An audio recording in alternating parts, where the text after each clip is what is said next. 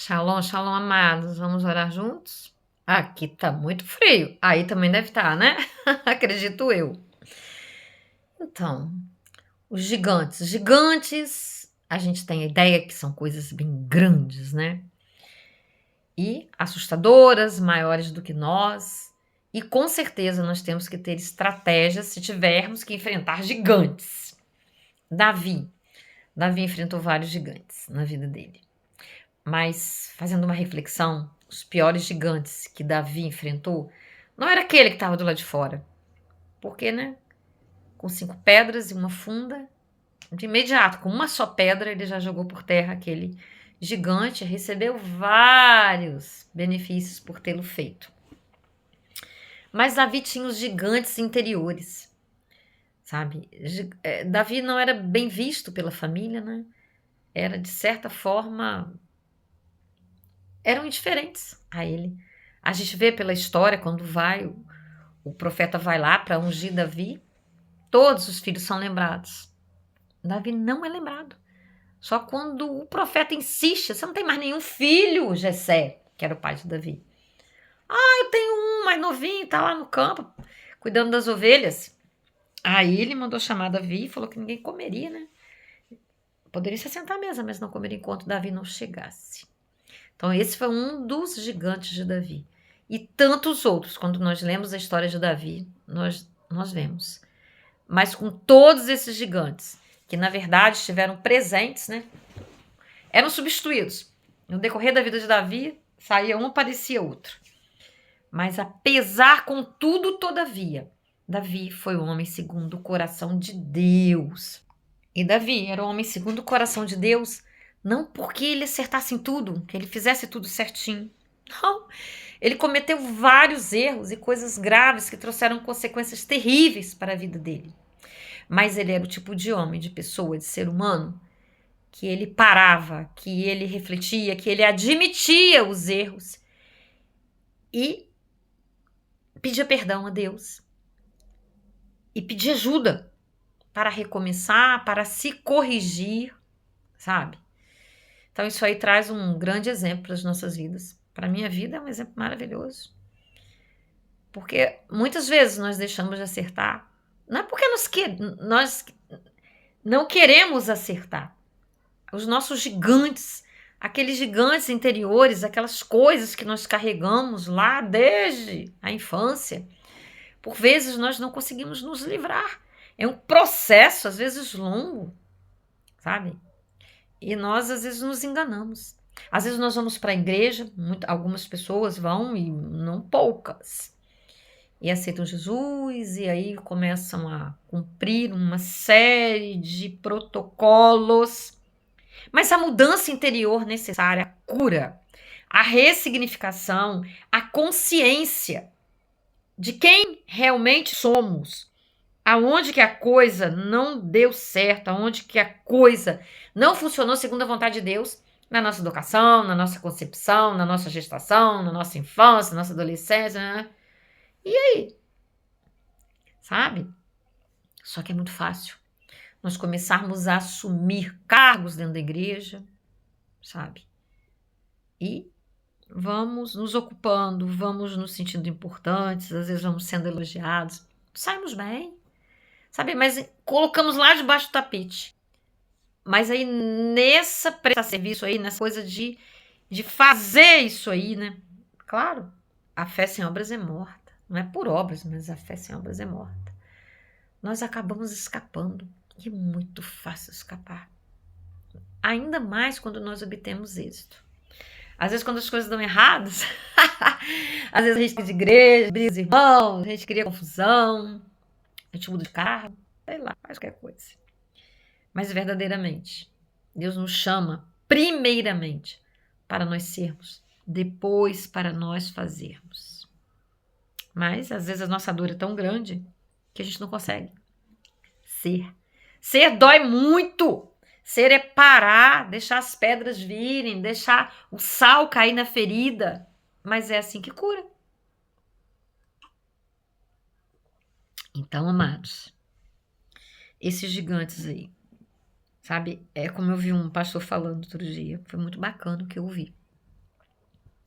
Ele disse: ninguém tem que sofrer tudo para dar testemunho, para testemunhar, não.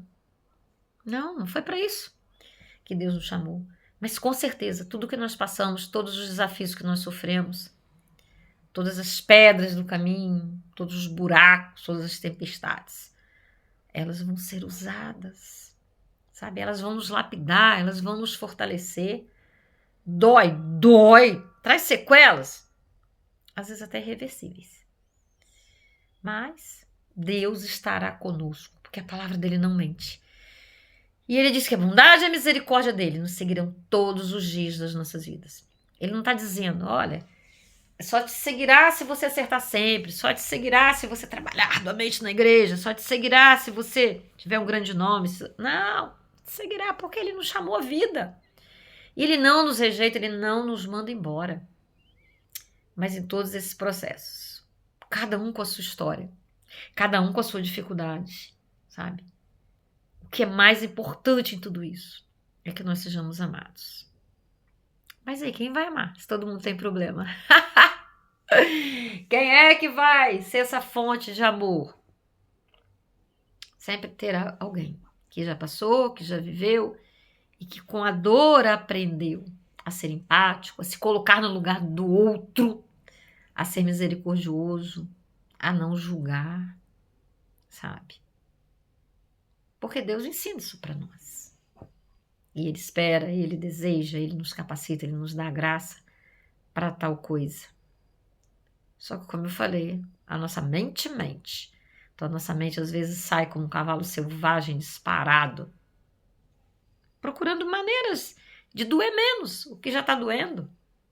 Maneiras de não encarar de frente aquilo que precisa ser encarado.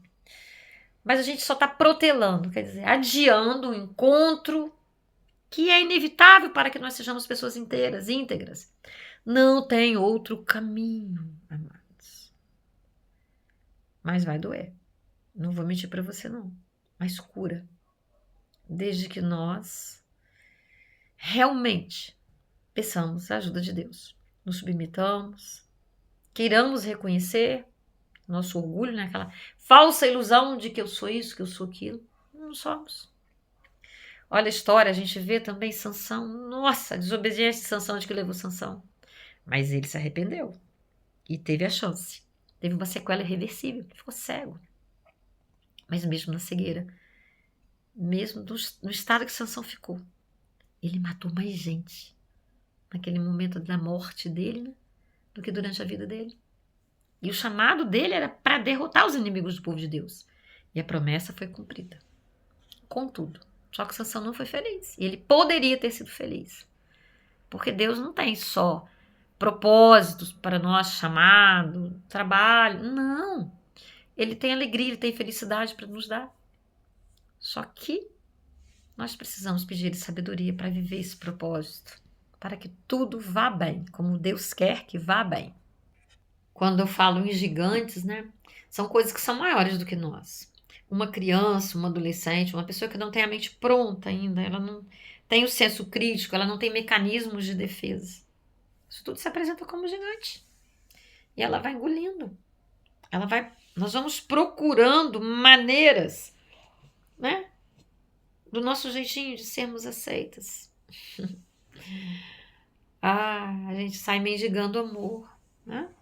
A gente sai sorrindo, a gente sai mentindo para nós mesmos e até para os outros, para agradar. Mas no fundo é um desejo, é uma dor, um medo de não suportar mais uma rejeição, mais uma cara feia, e a gente vai seguindo assim, sabe? E olha que a gente não vai ter o poder de consertar a bagunça que às vezes a gente olha para trás e foi feita no nosso tempo de ignorância. Cabe a nós aceitar, nos acolher e saber que Deus pede muitas vezes para a gente não ficar olhando para trás, olhar de retrovisor. Vamos pedir de sabedoria, que pudermos melhorar, onde pudermos pedir desculpas, trazer conserto, restituição, nós vamos fazer.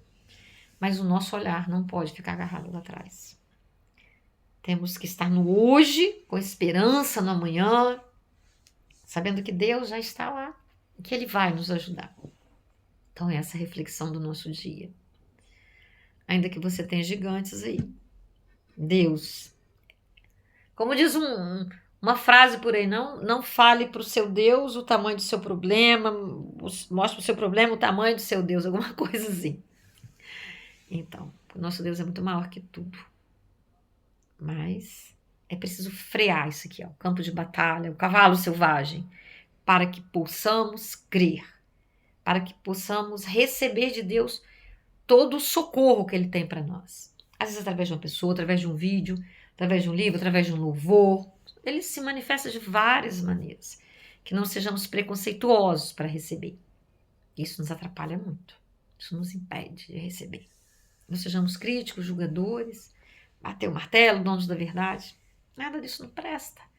Tudo isso nos afasta de Deus, da nossa redenção, da nossa possibilidade de termos paz, alegria, felicidade, plenitude, que é o que Deus tem para nós. Amém? Se você puder compartilhar, vai ser bem legal, tá? Deixar um joinha aí, né? Um amém. Isso aí sempre ajuda o canal a ir além, a alcançar outras pessoas, em nome de Jesus. E ver se você está inscrito. Se não tiver, se inscreva. Isso também é muito importante. Vamos orar? Ô papai, mais um dia, Senhor, para te louvar, para te agradecer, te pedir perdão, te pedir consciência profunda de onde nós não temos acertado, Deus. Te pedir que tire tudo aquilo, Pai, que está impedindo que nós realmente nos conheçamos no mais profundo, que nós enfrentemos os nossos gigantes, principalmente os interiores, que os exteriores façam, Senhor. Mas nós precisamos de Ti, Deus. Sem Ti nós nada sabemos, nós nada podemos fazer com excelência, Senhor. Vamos construir castelos que vão desmoronar, Pai. Por isso nós declaramos aqui hoje a nossa total dependência de Ti, Deus. Nós te pedimos, ó Deus, a plenitude da Tua presença, Deus. Ajuda-nos, ó Deus. Ajuda-nos a avançar, a deixar o passado para trás, aquilo que é necessário restituir, aquilo que é necessário perdoar. Que o Senhor nos ajude para fazê-lo, Pai.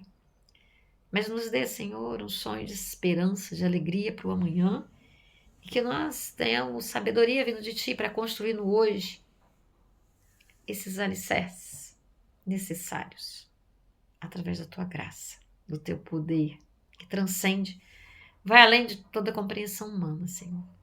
E obrigada por Sua misericórdia, Sua bondade de nos seguir, podemos estar diante de vídeos, de reflexões, de pregações, que nos ajudam, Deus. Nós precisamos muito da Tua ajuda, papai. Em nome de Jesus. Um beijo no seu coração. Até o próximo vídeo.